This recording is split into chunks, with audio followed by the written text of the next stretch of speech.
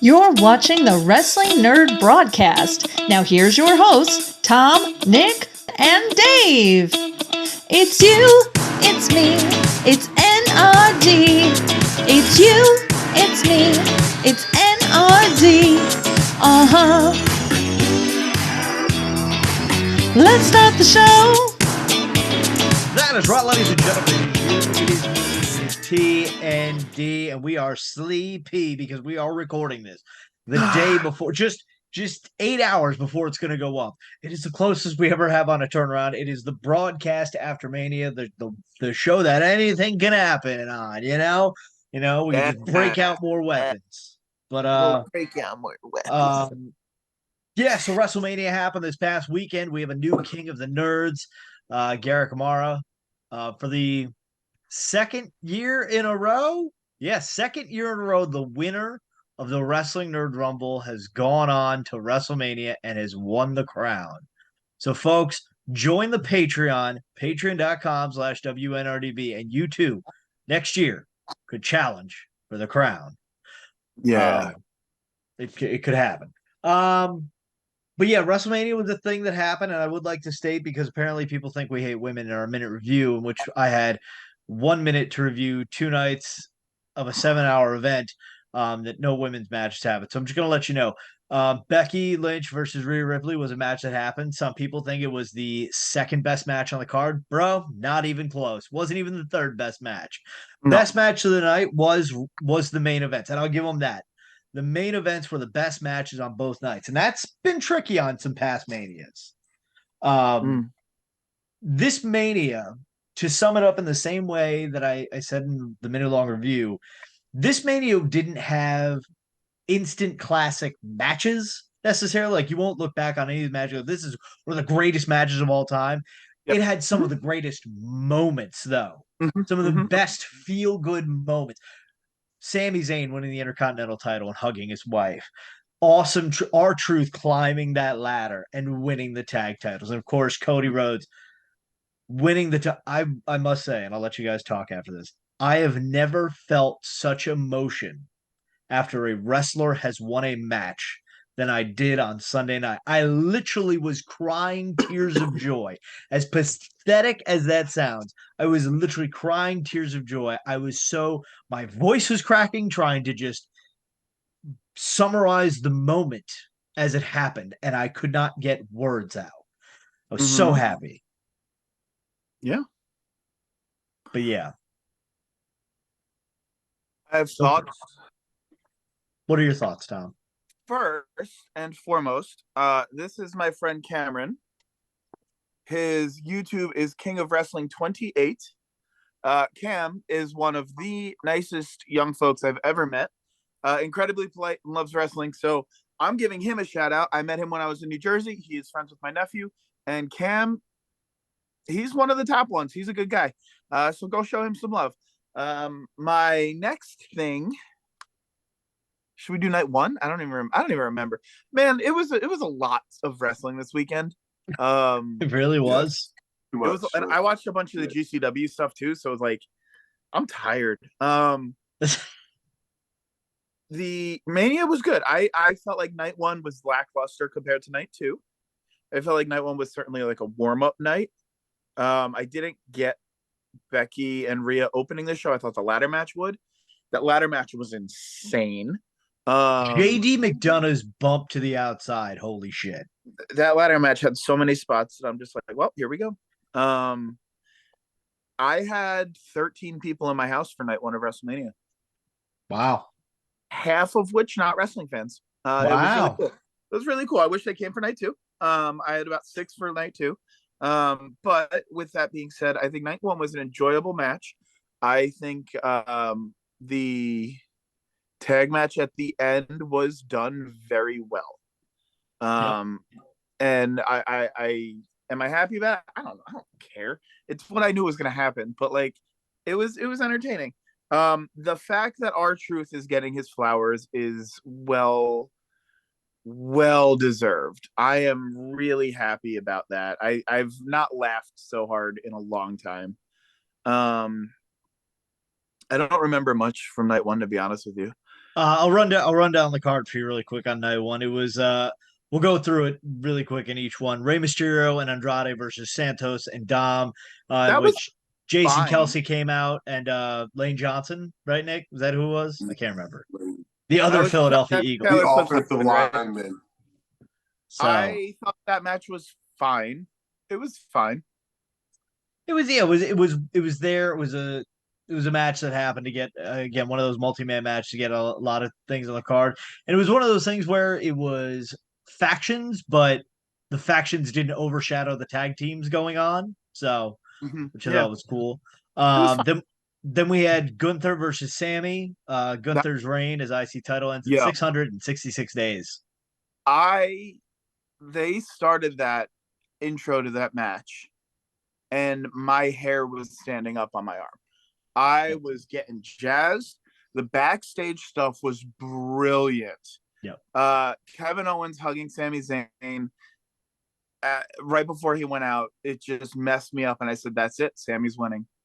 That match was phenomenal. I think the two of them did a really good job of keeping a good pace, letting things simmer, hurting each other just dearly. And Sammy winning, it was a feel-good moment, man. I will forever be a Sami Zayn guy, and I ordered the El Generico mask during that match because I was in my feels. From a mask maker seller that I've never dealt with. So let's see how that looks. I'll say this. Danielle was very excited. She's a big Sami Zayn fan, big North American Nightmares fan. And she's like, is Sami Zayn gonna win tonight? I was like, no, he's not. It's very doubtful. Like, he's got a chance, but I doubt it. And obviously Garrett and JP and I all were on the same page. We'd all picked Gunther in our predictions contest. I didn't, but you didn't count mine. Well, sorry, Tom. Talk to the new king, make a royal decrees and such. But no, that match, and like you said, the hype behind it, and the hugging of Kevin Owens right before he went out there, it made you feel something, a true underdog fight, and that was a lot of fun. The 6-man tag team match, ladder match we talked about, a lot of fun, crazy spots during that. Like we mentioned, JD McDonough going off the ladder through the tables on the outside. A-Town Down Under getting their moment. Awesome Truth getting their moment. Just Damian Priest trying to go up that ladder that was buckling, and the referee's yelling at him you've got to get a new ladder. He told her to fuck off. Yeah, that was I was like, Damian, she's trying to save your life, my dude.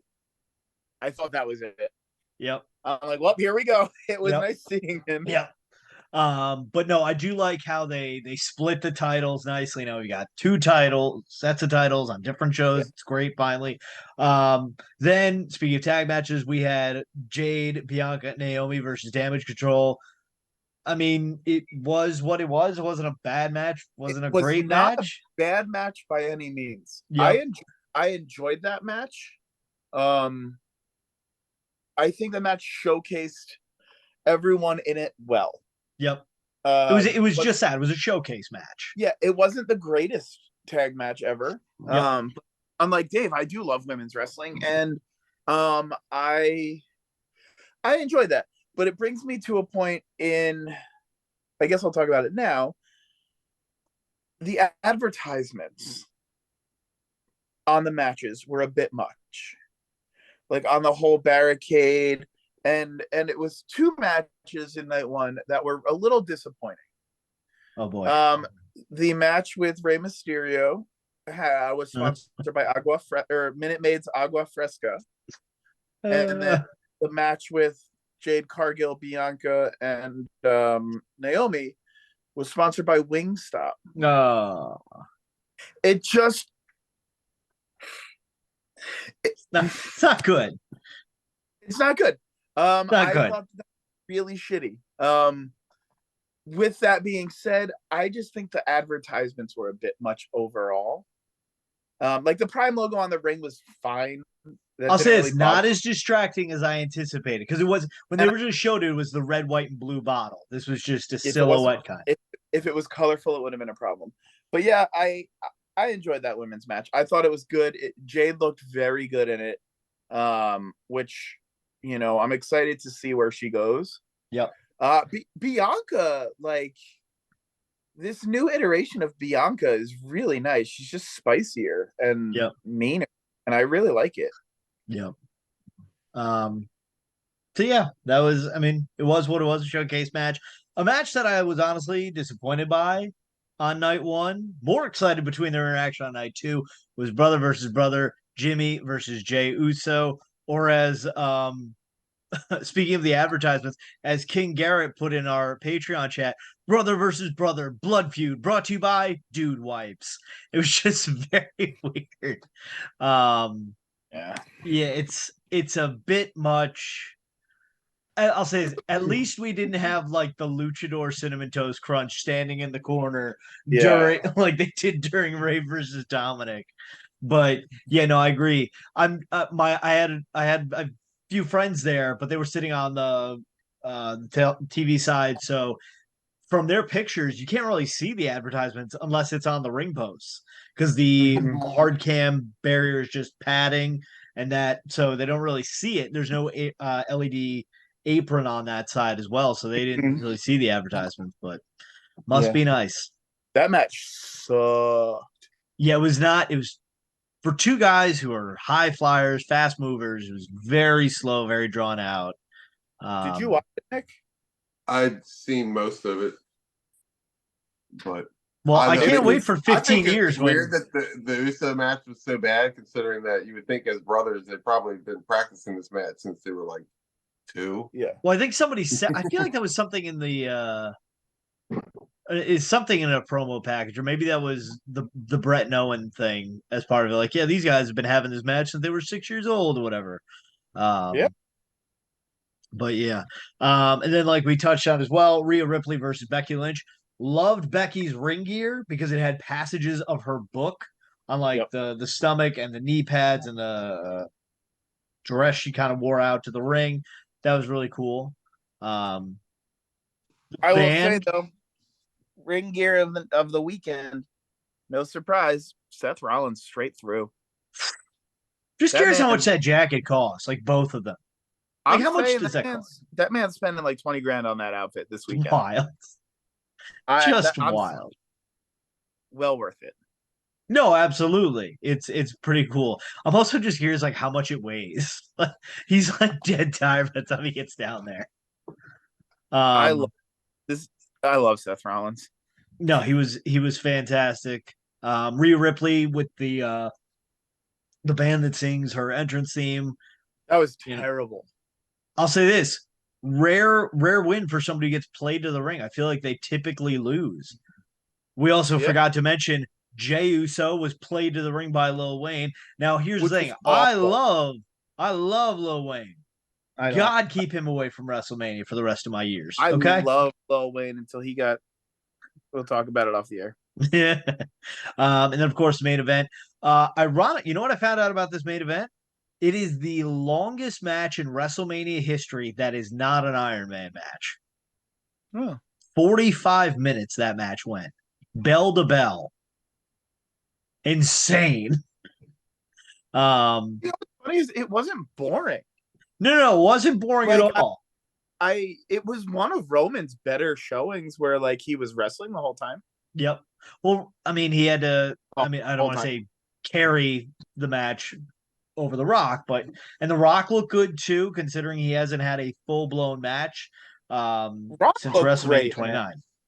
Do you think that if The Rock would have never went to Hollywood, he would have just stayed in wrestling, that he would be the greatest wrestler of all time? No, John Cena still would have come up. Like, I mean, I feel like The Rock could have consistently been on top for like ever, as long as he wanted. All time over Bailey? I don't know. Over Bailey, I don't know. This night over too. Shane? I mean, are you putting The Rock over Shane?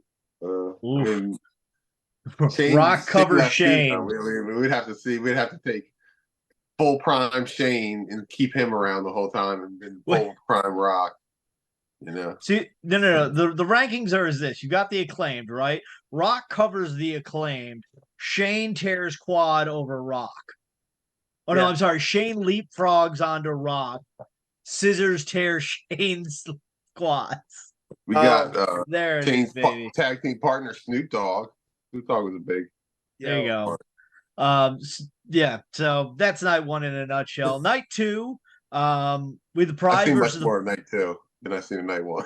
the Pride versus the Final Testament was kind of just a thing that happened so we can get celebrities involved. It's a match.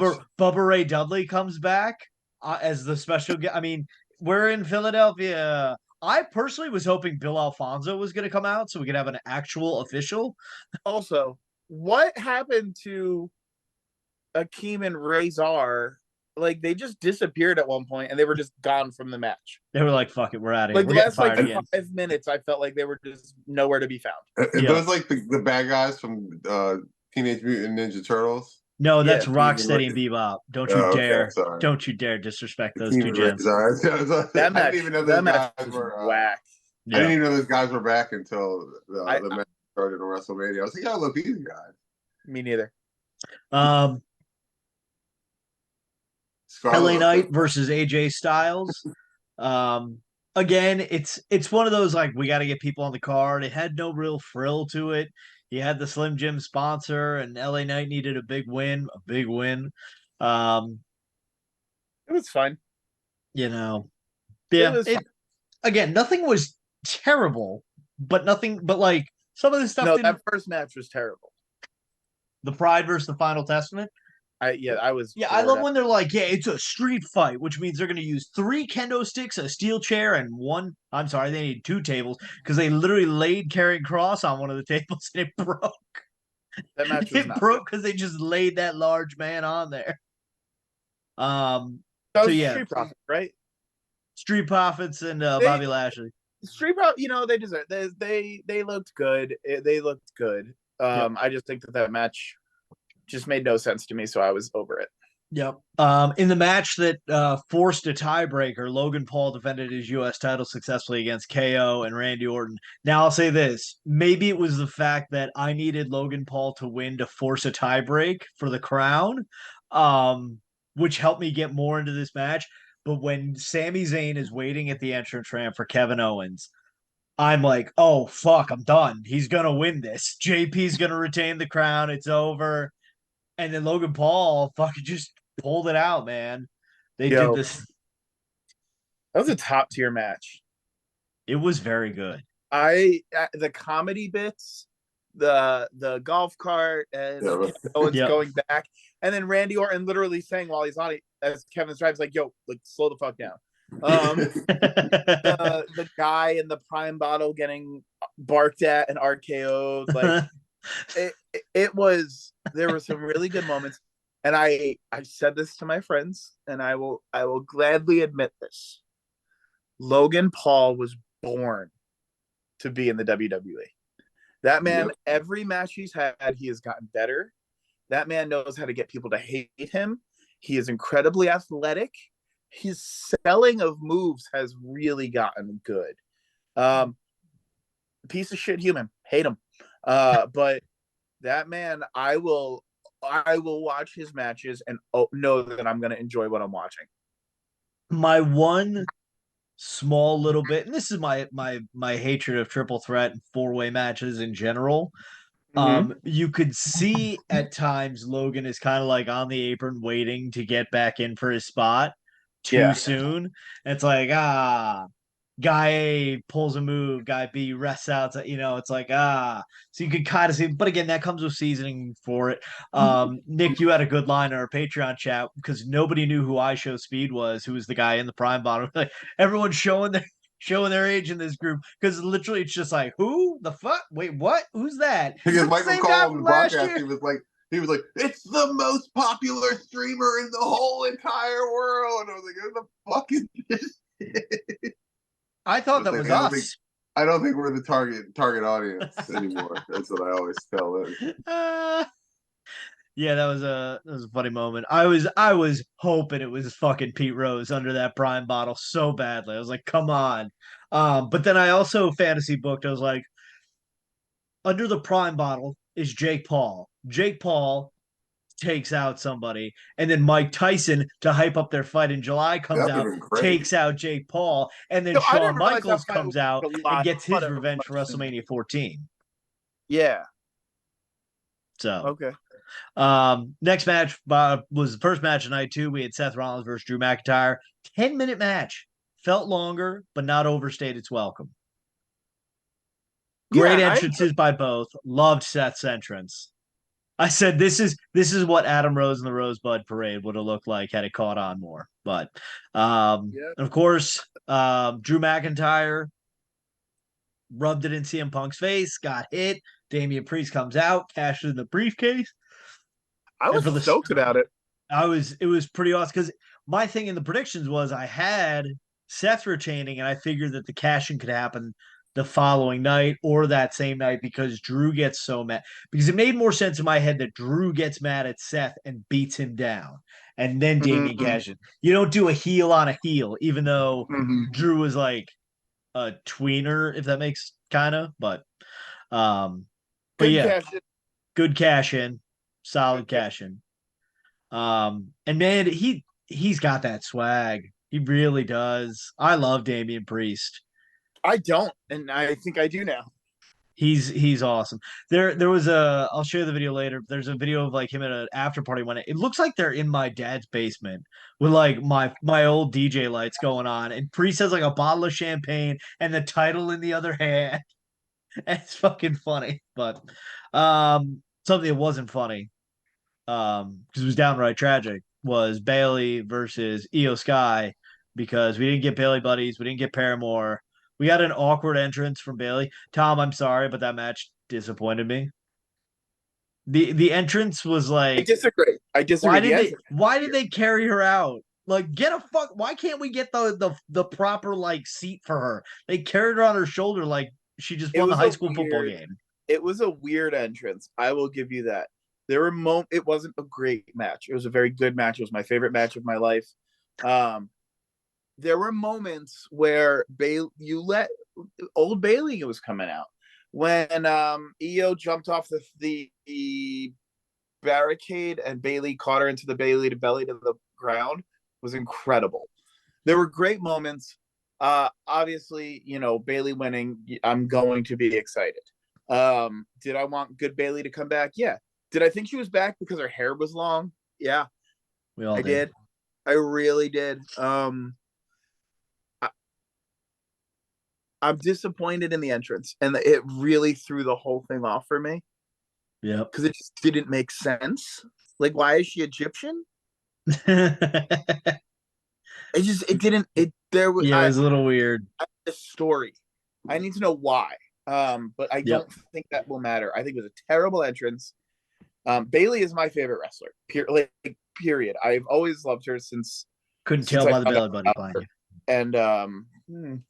And like I expected her to do some tributes. The crowd singing the Bayley song though was really refreshing. Yep. So I enjoyed it. It was not great. I'm very happy with the outcome, obviously. Yep. Then obviously the main event. I think it went about 35 minutes. Roman, shorter entrance on night 2 than he did on night 1. And of course, Cody finishes the story. It's bloodline rules. Anything goes. Tom? This match, the build-up into those entrances finally brought back big match feelings. Like, I was talking to my friends. I'm like, this feels special. And the entrances made it feel special. Yep. The crowd made it feel special. The wrestlers made it feel special. It just, like, going into it, every second made it feel special. But it's not the MVP of the weekend for me. And I'll get to that after we talk about the match. Okay. Great match. I think it started off really slow, and I'm like, great, it's going to be a shitty Roman match again. Yep. Picked up really well. I love the comedy spots where everyone came in and got involved, and the Usos, they had to do that big spot because everyone was disappointed in their match. Yep. That's why I think we got that. Also, like, let's fall 20 feet to our death. And there was no lining up for that. No, they got lucky. They got lucky that they went through those tables because Yeet just booked it into Nogi, and And thank God they weren't even near the edge when they were running. And then thank God they landed on the tables. I'm like, shit, they're dead. It's like, bro, catch me. Boom. Thank God those tables were there. Just conveniently. Undertaker, I could have done without. I don't know why we didn't get Stone Cold. I don't know why. Should have been the Stone Cold spot. But I'll say this. Undertaker's been one of my top 5 favorite wrestlers since I was a kid. So I pop. Like, literally, you can ask Danielle next time she's on here. The just explosion that was happening around her when just John Cena comes out, then the Undertaker. I'm going wild. My dog's trying to sleep. Have you ever seen the TikTok where there's like that one woman who's just like, that was me just trying to contain and I just keep I'm yelling and then I'm apologizing. I'm yelling and then I'm apologizing. I'm like, I'm sorry. It was a really exciting moment. And I'll say this. From what I've read online, people are saying it's like the greatest 5-minute span in a WrestleMania wrestling match. Yeah. Like, because it was just like, call and response going back and forth. And think about it. Solo hit Cody twice. Solo interfered with Cody twice. Yep. Uso interfered with Roman once. That's the only time the competitors got touched. Yep. So, like, for me, it was, this is for us. This isn't really affecting the match. Like, it was fun and it was put in there, I think, for the fans. And they did it in a way that it didn't ruin the match. Yep. Of like, it really, like, Seth, I guess, distracting Roman to help the outcome a lot. But, like, I mean, even that, like, you want to talk long-term storytelling. I thought we were good at it. That was a good callback. I'll say this, something else that people said. Seth promised Cody he would be his shield. And he was just that. Because he's not in that ring. Roman swings the ladder at Seth instead of Cody. And then boom. It was a chair. Did anybody else think that when that music hit, that Moxley might be coming in? I was like, whoa. Everyone thought, if you didn't think that, if you did not think, oh shit, is it Mox? You're a liar. You're a liar. Everyone thought that was Moxley coming back. We went from like, maybe we can get Dustin Rhodes in on this match too. Oh shit, we're getting Moxley. Like, we just went from here on our wish list to way up here. It's like, it was, maybe they'll let Dustin do it. And then we hear the Shield music. It's like, it's fucking Mox. He's there. You know it. Yeah, it was pretty fucking wild. The one thing I am disappointed in, though, is that two things. They were stealing when they stole each other's finishers. When Roman hit the crossroads and Cody hit the spear, the Superman punch, I was disappointed that Pat McAfee doing, they're stealing each other's finishers just like you can do in WWE 2K24, available now for Xbox and PlayStation. But more so, I'm disappointed that like Cody didn't take the Rock at one point and like hold him up in front of his mom, and she just slaps a taste out of her mouth. I was hoping for that. Like, or the Undertaker should have brought the Rock over to Mama Rose. Just be like, take it, Michelle.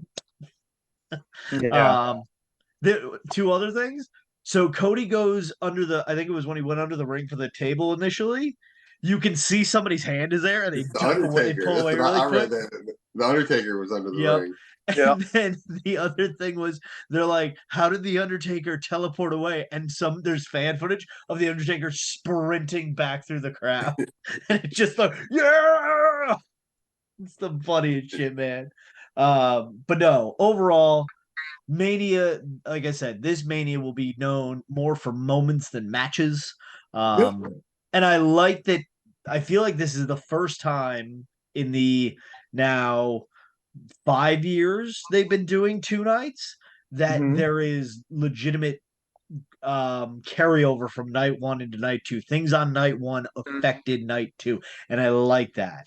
Are we just gonna gloss over the big AEW jump that was AEW contracted superstar -1? Fucking wild. And -1 in the ring on TV. Yeah. Come on now. Yeah, it's pretty fucking wild. Shitty kid. Yeah. No, I'll say this. I don't think they need a 2-hour pre-show. Figure out how to show hype packages without a 2-hour pre-show if you're not going to put any wrestling on. I watched the entire pre-show night one. I was like, oh, there's nothing on here. Because like I literally assumed, oh, they're probably moving like the Pride and the Testament to night to the pre-show or something like that. There's no reason that they cannot do the Andre the Giant Memorial Battle Royal for the pre-show on night one and give Margaret the credit, the sensational invitational on the other night for the women. Boom. Yeah. We can't call it the Moolah Invitational. Call it the Sensational Invitational. Boom. Let it be done.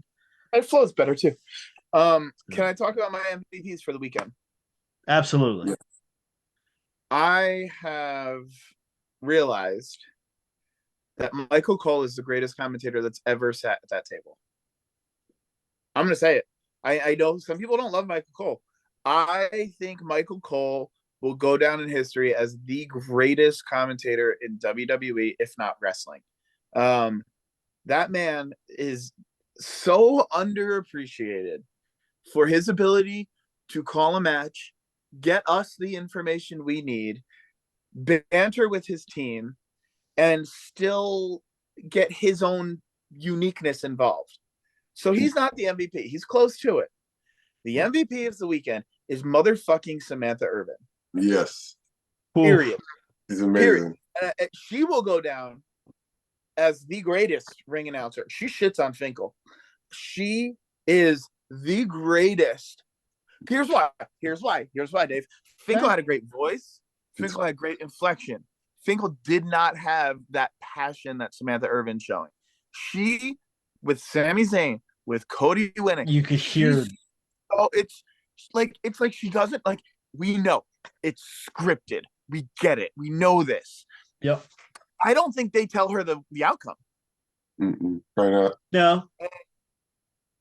There's no way, because how could she feel that? You know, like that shit's real. She's not an actress. I mean, she might be, but Samantha Urban, I never want her to retire because she's so good, but I want her in the Hall of Fame immediately.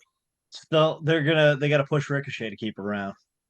Well, they got to get rid of Ricochet. If it's her or Ricochet, I'm taking her all day. Well, no, I'm saying they got to push. They're together. I know they're engaged. You got to please one to please the other. Yeah. I want to touch on the Michael Cole thing real quick because I just thought about it. You can tell the difference now that Vince is gone and Vince isn't in his ear talking to him the whole time. Like, the whole commentary, it seems like way more just relaxed on commentary now, and just like I don't know. Better.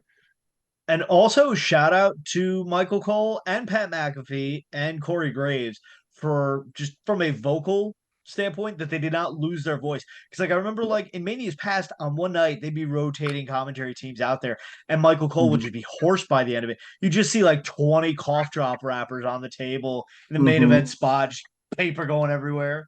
So kudos to them for being able to spread that out over 2 nights, because it's not easy for all that talking they're doing for 7 hours or whatnot.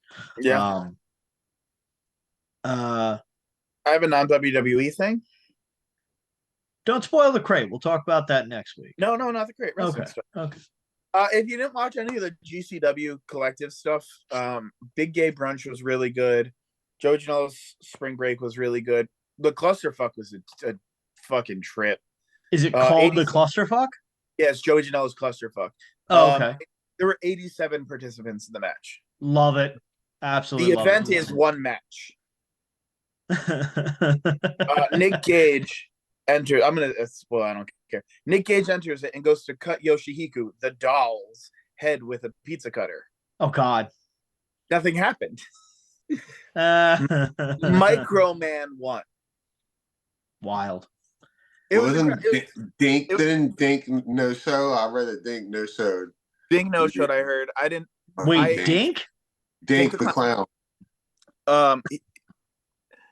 The GCW is doing something really cool, because it wasn't even like crazy deathmatch stuff that was like it was like the regular wrestling. It was really fun. Effie's Big Gay Brunch, they brought over the first male Joshi wrestler from, gosh, where was he from? Vietnam or something? That's awful. I don't remember, but he got such a good showing and just killed it, and it was incredible. And there were wrestlers at Big Gay Brunch where I'm like, you're being held back because you're gay, and that sucks. Because the wrestling ability that they had, I think like mainstream, like if they were in AEW, it would be the same treatment that Sonny Kiss got, and it was unfair and unbelievable. But like these wrestlers were, I had never heard of some of them, and they were blowing me away. I was like, they need to be getting paid. Yeah, because it was just good. So yeah, I'm really tired. I watched a lot of wrestling. I'm really thankful that this weekend happened because it felt good to just kind of veg out and watch wrestling. It was a blast. So, lot of fun wrestling, a lot of fun memories to be made. UConn has beaten Purdue in the men's national championship. For those of you who had your brackets going, so congrats to all of you. I almost had a perfect bracket. I almost did, and then Kentucky lost. No, really, I almost had like a perfect bracket. It's pretty wild, Tom. Might have to have you fill out mine next year. I just didn't fill it out, so. So yeah, that is our takes on WrestleMania's night 1 and 2, and a little bit of GCW for me and you. One night. I beg you, go back to one night of WrestleMania. It's too long, too much. I don't hate it. I just think it's too much. I didn't know it started at 7. I'm sorry about that, Tom. I'll say this. I don't hate it. The thing I don't like is that it messes up NXT, because I watched NXT Stand and Deliver at 12 noon. My chair is sinking, by the way. I didn't even know NXT Stand and Deliver was at 12 o'clock. So, unfortunately, and I'll say this for those who don't know how the Philadelphia Sports Complex set up, Lincoln Financial Field, where the Eagles play, Wells Fargo Center, where the Flyers and the 76ers play, and Citizens Bank Park, where the Phillies play, is all the same parking lot. It's just, they're all right next to each other. So it's really cool. So if you went to Stand and Deliver, you just parked your car there and you're good for the day, and then you walk over to WrestleMania. The best is when I saw the Philadelphia Flyers get eliminated from the playoffs in 2012 with my buddy. The Mets had beaten the Phillies in extra innings. So we're literally leaving the building and high-fiving Mets fans as they're walking out of Citizens Bank Park. We're like, we're from New York. We all had a good night. Let's go. Fuck this town. But yeah, Philly's a very dangerous sports town, so don't fuck around and find out with them. So yeah, a lot of fun wrestling this weekend. Whoop that trick, everyone. Put Pete Rose in the Hall of Fame. Check us out on Patreon, patreon.com/WNRDB. If you want to get in our chat, it was a lot of fun on WrestleMania. Thank you to the nerds who joined us in there. Again, congratulations to Garrett. He won the Royal Rumble. He won the Wrestling Nerd Rumble. He donated. He was a patron for $1. Got his foot in the door and got Cody Rhodes. Went to Mania, won the title. How do you like that? Tom, last year, from number 1, got Rhea Ripley and went on to become the King of the Nerds. You too, for as little as $1, you can become King of the Nerds. We let it happen. Facebook.com, Twitter.com, Instagram.com. We're also going to be trying a new thing where I give a recap, or somebody gives a recap of Raw, NXT, Dynamite, and SmackDown, and pay-per-views if it happens. 1-minute recap after every episode. So check those out. Support us there. Watch our reels. Watch our shorts. It's a lot of fun. ProWrestlingTees.com/The Wrestling Nerd Broadcast ProWrestlingTees.com. It's very late. I'm sorry. ProWrestlingTees.com/The Wrestling Nerd Broadcast. That's nerd spelled NRD. And of course, right here on YouTube. The bestest way you can support the broadcast. Just click subscribe. It's that simple. So on behalf of myself, the soon-to-be king, still, DaveCTheVoice, Mr. Tom says hi, Sasso, the founding father, Mr. Nick Carpenter, and wherever Garrett is, holding my crown. You know what? It's the Raw. It's the broadcast after Mania. So I think we need to do what Raw couldn't. Let's give him a moment. So Garrett, I'm looking right down the camera lens right now because I want to talk to you from your Shohei Ohtani-less ass out in Anaheim. Okay, pal, you come onto this show. You think you can make a mockery of it and just take my crown. Well, here's the thing, pal. We're going to start following some rules here because JP and Tom didn't follow them. You know the whole 30-day contractual obligation title defense that we used to have in the WWE? Well, guess what? That's back, pal. That's back, and we're defending these at pay-per-view. So, Garrett, brush up on your French, pal, because you and me, We're going across the pond. We're going to Paris, France. And Garrett, I will see you at Backlash because I will see you for the King of the Nerds crown, baby. Me too. Au revoir, Garrett. Yeah, good night, too. everyone. And God bless America. Yeah, baby, I'm going to eat your butt. Ew.